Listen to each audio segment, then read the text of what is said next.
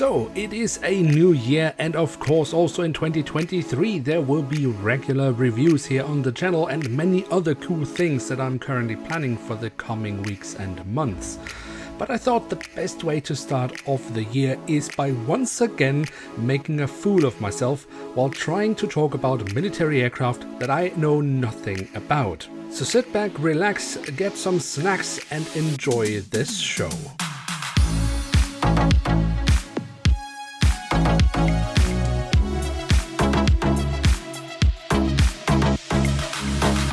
And with that, hello and welcome to a new episode of Review, where we today will take a closer look at a Boeing C-17A Globemaster 3 of the Royal Canadian Air Force. And at the front of the box we have a cutout so we can get a glimpse of the aircraft inside, and on top of that we find the RCAF roundel. On the backside of the box we then have an image of the aircraft in real life.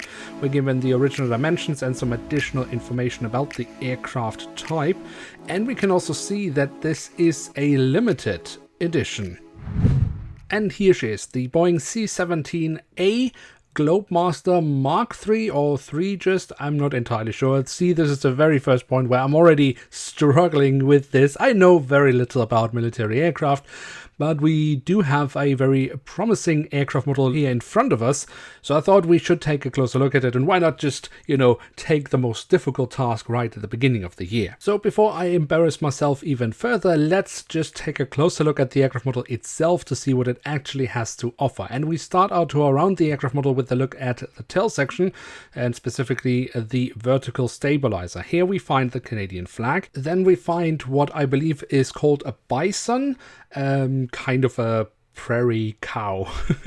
And then we have some numbers. That's the registration code of the aircraft. There are also some little white squares, and I will get more into those a little bit later in the video.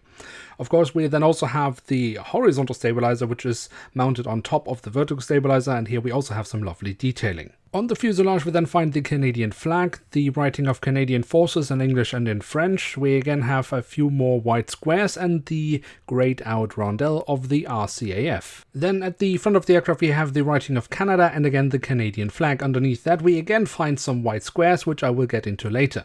Then we also have a crest, which could be the crest of the Canadian Air Force or of the specific unit operating this aircraft. I'm not entirely sure here.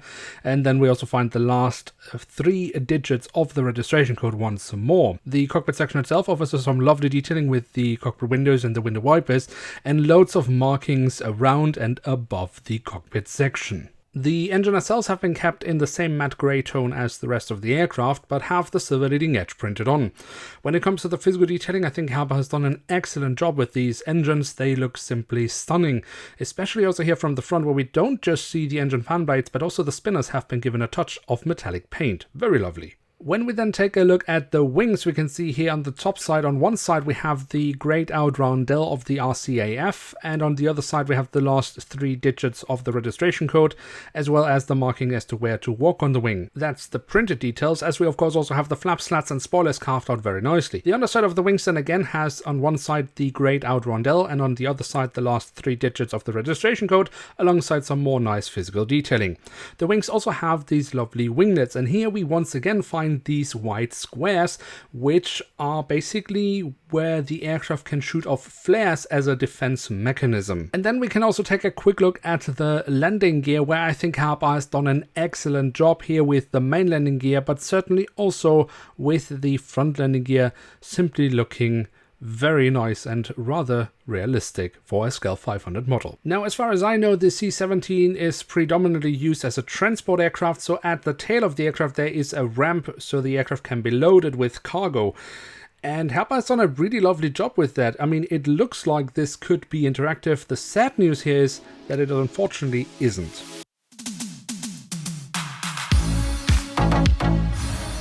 So there we have it, the Boeing C-17A Globemaster Mark 3 in the Royal Canadian Air Force livery from Herpa Wings on scale 1 to 500, and what can we say about this aircraft model? So Herpa usually does a very solid job with their military aircraft. They're certainly not holding back with details, at least not compared to the civilian aircraft models they're also doing.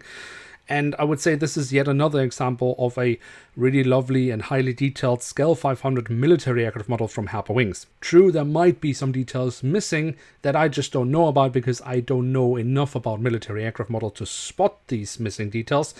And if there are some things that you think that they should really have added that they haven't done so, then please feel free to let me know in the comment section below. But at least from my point of view, knowing very little about military aircraft, I think Herpa has done a pretty good job with the model when it comes to the print.